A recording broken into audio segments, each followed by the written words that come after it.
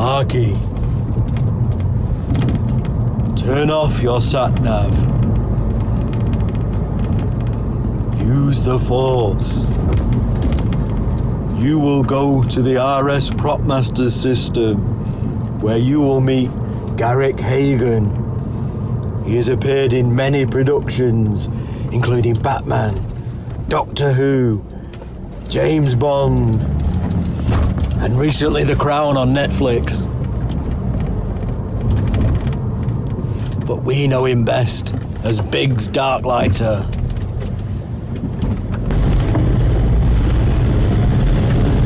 Come on, hurry up, we're going to be late.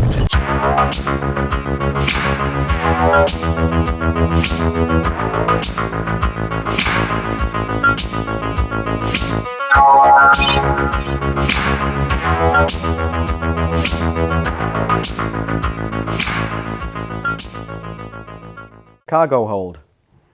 Big group of collectors on Facebook. We invited them down here to come and see the props. There's a lot of guys on there who've been buying props off us recently. So we thought it'd be nice to meet some of the guys. And it all kind of fell in line with the signature edition Biggs helmet that we've just done. So Simon called up Garrick. He was available. He came down, met the guys, and we got a chance to chat to him. Here it is.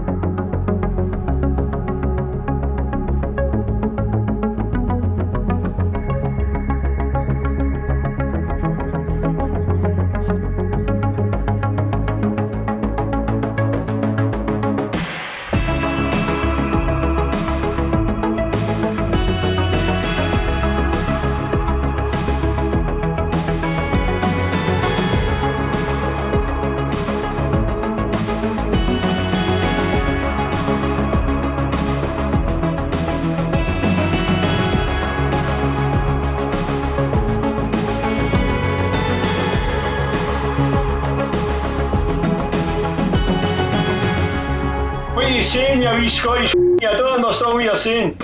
You record me? Yeah. Well, I'm Eddie Ford. I run the cargo hold, and it's for collectors of all replica props, memorabilia of Star Wars. We have over 8,500 members, and if you're interested in joining, you can either contact myself on Facebook, which is Eddie Ford, or we've a really good relationship with RS Prop Masters, so you can contact Rob or Simon or the wee German guy Dan if you're interested in joining, and they can certainly invite you to the cargo hold. It's a great place to be, and all is welcome, and may the Force be with you always.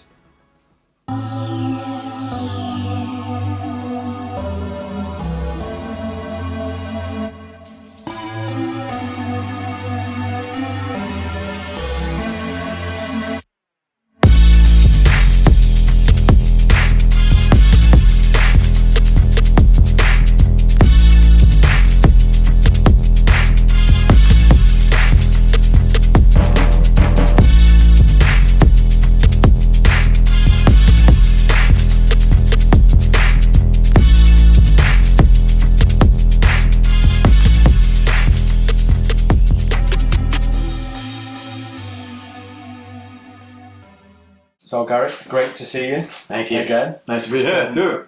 It's been a couple of years, but we're always excited when people come down and see this place. Well, it's incredible. I mean, I haven't really been aware of the process that goes into the making of one of these things, and I've seen a lot of helmets, but none quite as real, as authentic as this one. You know, I've seen a lot of pristine helmets that they make, copies that they make. But all this colouring, Yeah. I don't know how you do it. I didn't go into the technique of doing this. That weathering, the weathering and the aging is for me what made Star Wars so believable from the very start. It wasn't that clinical clean space. That was one of the things, wasn't it? That they made science fiction kind of grungy. Yeah. I'm kind of sad that I haven't actually, had this on display on my tables when I go to conventions. I think, I think you need to take this one with you, don't you? because often people come up and they say, well, do you have anything from the film? I could say, yeah, you know what? I got my helmet. This is the whole thing. This is the whole deal. There's a script here called The Star Wars. I'm going out to Tunisia next week, I think it was, and I said, I don't understand this thing. R2 what? CT what? No, it was all quite new, and none of us had a clue. None of us had any idea what it would become, or What was Alec like out there? Well, I mean, he was he pretty standoffish, or was he getting stuck right in? He I met briefly, but he didn't have a lot to say. He was sitting in the sun, maybe it was the sun, maybe he was just sitting, I'd rather be on my own, think. It does fascinate me a lot, the Tunisia stuff, and the amount of effort that had gone into what then became the deleted scenes, and it's almost like, what was it not planned out as well as it should have been to start with, or? Oh, you make a script. I mean, it often happens, and the scene that I did in Tunisia, of course, was a very long, quite a long scene, 4.5 minutes, talking, and then George didn't want a lot of talk at the beginning, and I suppose decided that didn't start the film off. He wanted to follow the other characters. Who knows? C3PO and R2D2 into the film rather than getting sidetracked into Tatooine. But it has a wonderful ambience and it starts Mark off in another way, and I think Mark wanted the scene there. So, but that's my take on it. But yeah, I mean, there was quite a lot of effort up, but it didn't. We just had one day on the set and had a lovely week in Tunisia. Scene in the Anchorhead that burnt later involved. At least I get in the Battle of Yavin. So Yeah. So, do you find it difficult to believe that people like me, when I was a little kid watching it, just soaking all that up, are still that fascinated by? Well, it's marvelous because there are a lot of now third generation, are they? Mm-hmm. The kids who come up to the table and you think it's being passed on down the generations, and that is a very nice feeling. But certainly the first film has a kind of naivete about it or a freshness about it that I think will endure, rather than just being a technological exercise. It's still an everyday thing for me and millions and millions of other people. Exactly.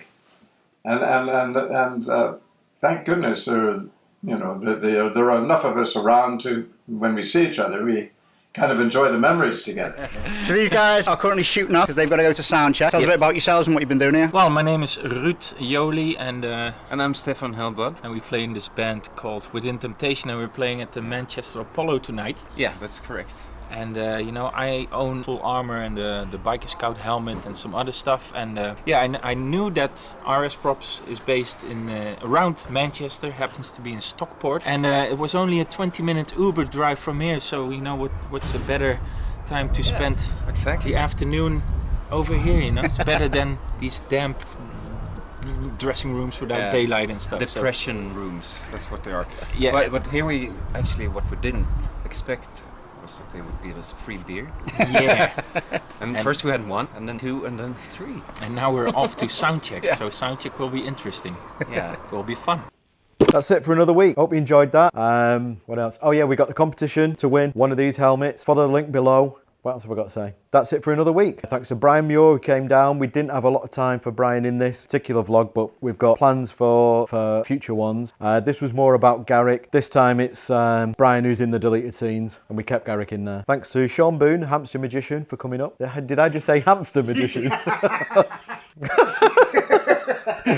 Thanks to Sean Boone for coming up. He was a magician on the night. Thanks to all the guys from the Cargo Hold who came down. Eddie and Jake in particular, and Chris who from Pennsylvania. That's crazy. Next week we've got more tutorials coming. We've got a brand new website coming. It's going to be up and running just before Black Friday, so we're probably going to do some Black Friday stuff. And I really hope you enjoyed it. If you did, subscribe, like the video, turn on those notifications. There's no Si this week for a Si off because he's been poorly after last week, so we're all missing him. Get well soon, Si. And you got me instead, so Max Header in me. Bye.